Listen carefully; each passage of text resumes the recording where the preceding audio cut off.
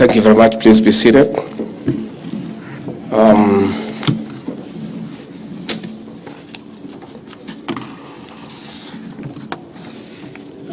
Cabinet Secretary is present. Excellencies, governors, principal secretary is present. Our regional commissioners, CEOs, and director generals of agencies, the National Drought Response Committee, reps of the Northeastern Development Initiative, the UN agencies and partners. Ladies and gentlemen, good afternoon. Let me take this opportunity once more to welcome you to the Hustlers Mansion with a new tenant. And I thank you all for honoring our invitation to this strategic meeting today. It is a foresight meeting. We are not preparing to respond to the Elnino expected disaster. Rather, we are consolidating and refining coordination strategy for mitigation. Unlike the past, we are saving lives and livelihoods before tragedy strikes. That is why this convening is critical in streamlining our actions as opposed to disjointed reactionary measures. While it is the responsibility of government to protect life and livelihoods, inclusion of partners offers well thought out actions for better results.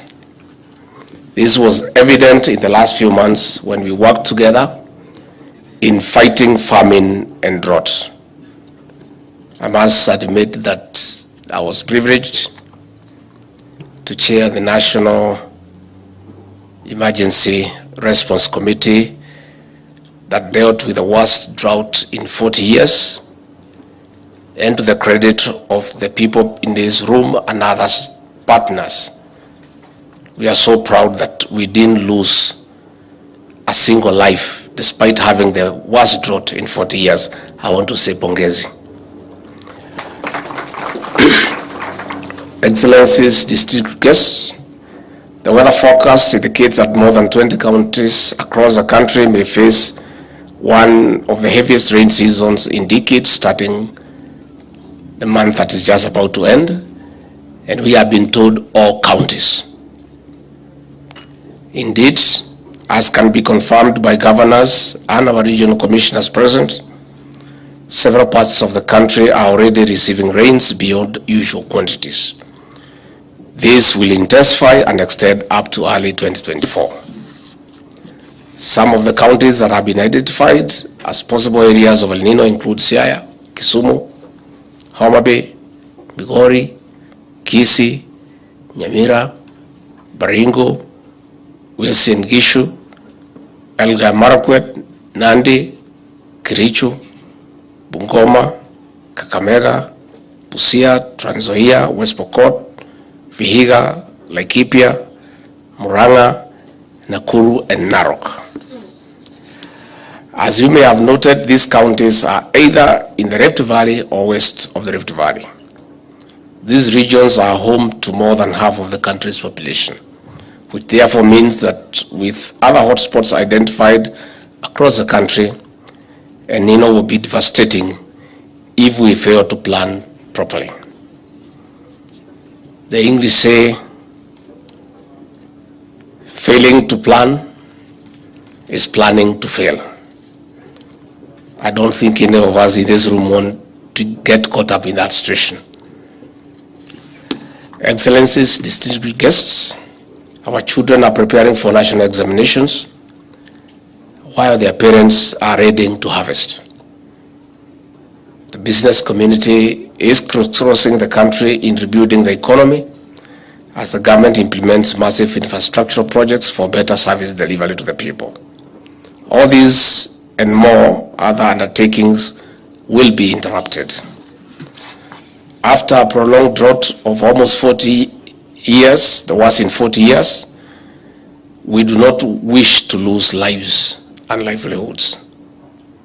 we do not wish to see the 1997 Elnino situation, which more than 1.5 million people were displaced and negatively affected. We must safeguard the gains we have made since the rains commenced. That is why we must prepare properly together as one. We note with appreciation that some counties and partners are already establishing structures of mitigating possible impacts.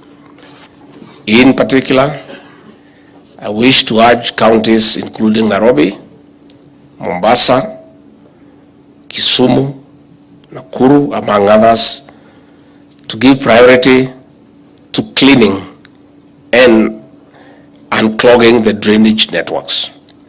We also recognize that with the expansion of our towns, we have not matched drainage systems as required. As a matter of urgency, we request counties to prepare artificial waterways.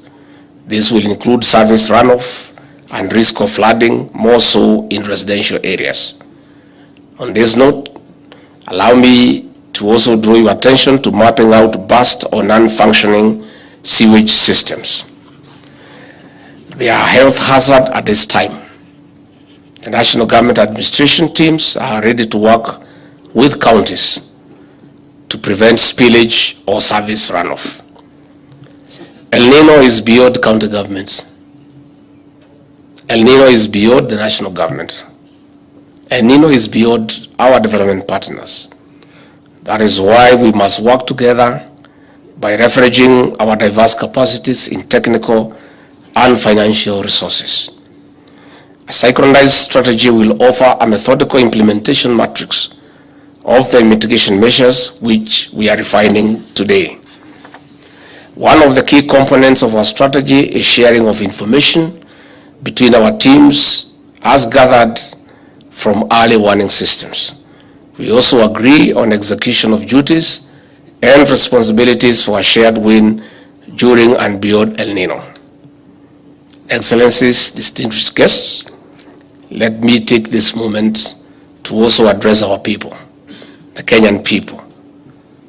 I wish to start by assuring them that a lot has been going on in the background in preparation of the expected abnormal rains. Today's meeting is a comparison of notes with our partners for better response and, most importantly, mitigation in the event of emergencies. It is very important for us, Kenyans, to take measures to reduce the negative impact of these rains. That is why we are appealing to those living in low-lying and flood-prone areas to move to higher grounds. On the other hand, we would like to urge our farmers, especially those with grains to harvest, and store their produce early, and where possible, sell to those who are willing to buy. This will minimize post-harvest losses. Further, we also request Kenyans to be proactive in reporting cases of emergency through officials and other channels that would be making public. In this regard, we invite the media to work with us in timely dissemination of information for the public to remain safe. Excellencies, distinguished guests, while we strive to build resilient structures, the rains are an opportunity also to grow more trees. His Excellency President William Ruto is leading the nation in planting more trees towards meeting the 15 billion target by the year 2032. Improving forest cover will reduce the negative impact of climate change by stabilizing weather and countering events such as landslides and mudslides. We encourage our farmers in the less flood-prone areas to grow food. After the El Nino, we still need food. On this note, I invite all of us to this convention and look forward to a solidified march to mitigating the possible impacts of El Nino. Asanteni sana. So once more, I want to thank you for coming. With us here, we have the CS National Treasury. I'm sure he's here. We need to start now having a discussion and our preparedness in terms of resources from the Civil Contingency Fund. Governor Uhuru, the CUG chair, has already made a good suggestion to the CS National Treasury on how to unlock resources from the World Bank and other partners. And our partners are also here. The resident UN coordinator and our ambassador for the Netherlands. We also need to start getting commitments from our development partners on what they intend to put to assist this great country in mitigating the possible negative effects of the Elnino phenomena. Again, the county governments are requested to apply the emergency kit fully for this mitigation so that we harness all the resources from all possible sources to deal with this emergency. The CS Health is here. You have heard of the possible challenges in the health sector. I'm sure you'll be given an opportunity to say what you have put in place so that where you require support, it will be forthcoming. I want to give the government's commitment that we shall apply all resources at our disposal, including the Kenya Defence Forces. The Minister for Defence is here. The National Youth Service is a reserve army for the country when there are challenges. And I was very impressed by the presentation by the Brigadier, the CEO of the National Rivers Commission. He was very clear on what needs to be done, even with figures. You know, and that's the kind of approach that we want. The National Youth Service will be available to help the counties that have cities and towns in cleaning and unclogging the drainage system so that we don't have a big problem in our cities. We have had a very big problem in Nairobi. We had a big problem in Nairobi in 1997, and we lost many lives. And again, we ask Kenyans not to be very adventurous, because the Director General of Meteorological Department said some people are daredevils. And we saw that in 1997. Some motorists are impatient. They want to drive through raging floods, and we lost many lives in 1997. Again, we want to thank Safaricom for offering to assist us in messaging,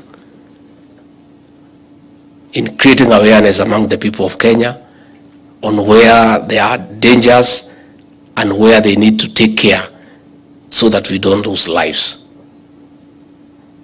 I want to finally to say I'm very grateful for the governors who are here for coming to work with us together.